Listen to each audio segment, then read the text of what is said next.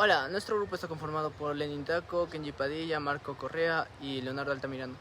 En esta presentación analizaremos el impacto del COVID-19 en el ciclo económico de España, utilizando herramientas de la macroeconomía, como el análisis del PIB, el ciclo económico y el modelo de oferta agregada y demanda agregada. Nuestro objetivo es explicar cómo una crisis sanitaria terminó convirtiéndose en una crisis económica y social profunda. Para ello, vamos a estudiar lo ocurrido en España, observando variables como el crecimiento económico, el empleo, la inflación y la pobreza. Y también evaluaremos las principales políticas aplicadas por el gobierno para enfrentar la crisis. España fue uno de los países europeos más afectados económicamente por la pandemia. Esto se debe en gran parte a que su economía depende mucho del sector de servicios, especialmente del turismo, la hostelería, el comercio y el transporte, sectores que se vieron directamente afectados por los confinamientos y las restricciones de movilidad.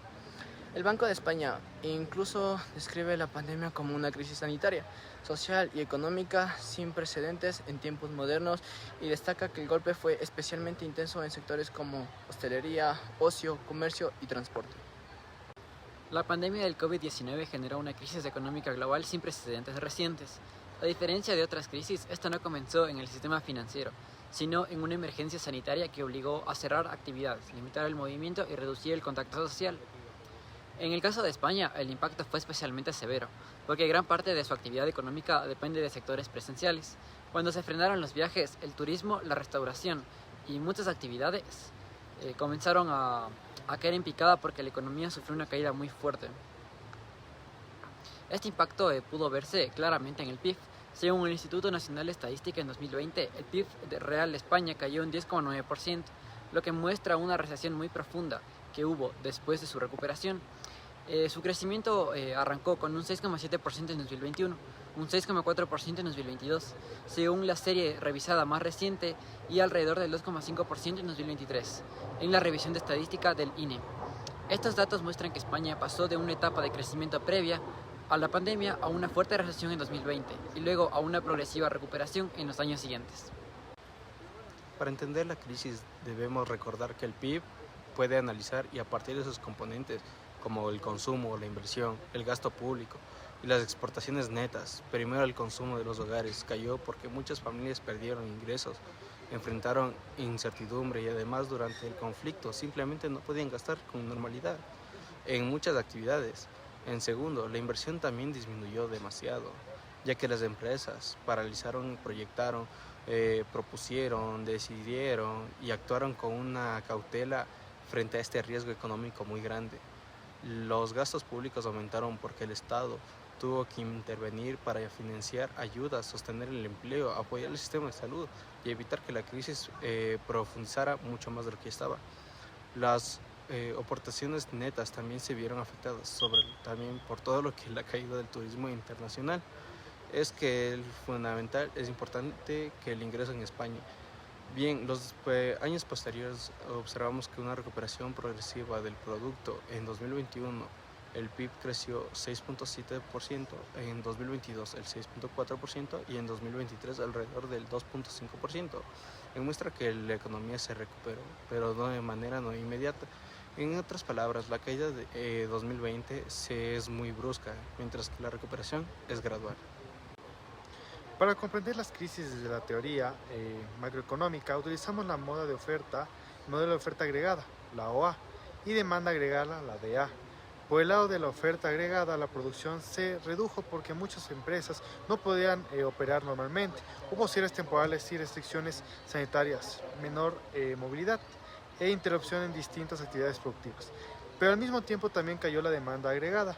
Los hogares consumieron menos, las empresas invirtieron menos y el turismo internacional se desplomó. Todo se redujo al gasto total en la economía, así que la DA también se desplazó hacia la izquierda. Esto es muy importante porque nos permite concluir que la crisis del COVID-19 en España fue una crisis mixta, es decir, una crisis de oferta y de demanda al mismo tiempo, y eso explica por qué la reacción fue tan intensa. Desde el rol de accesorios del gobierno, esta interpretación es clave para la toma de decisiones. por muestra que no basta con esperar una recuperación automática del mercado. Es necesaria una intervención pública que protegiera tanto la producción como el ingreso de los hogares. Si observamos el ciclo económico de España, podemos distinguir tres etapas. La primera etapa es la de la expansión previa a la pandemia entre 2017 y 2019.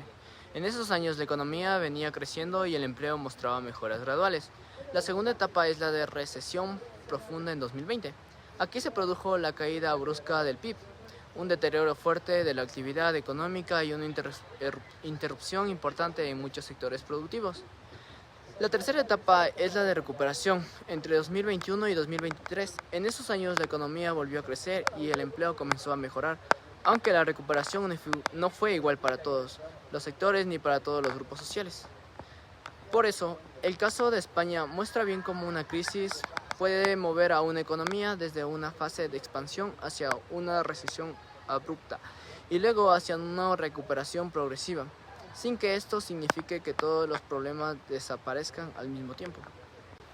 Desde una perspectiva macroeconómica, puede decirse que las políticas aplicadas fueron en general adecuadas, ayudando a reducir el impacto de la recesión, evitaron una caída aún mayor del empleo y facilitaron la recuperación posterior del PIB. En conclusión, la política pública desempeñaron un papel fundamental para amortiguar la caída y favorecer la recuperación. Aún así, la experiencia española demuestra que una crisis sanitaria puede transformarse rápidamente en una crisis macroeconómica profunda y la recuperación del producto no siempre significa una recuperación completa de la sociedad.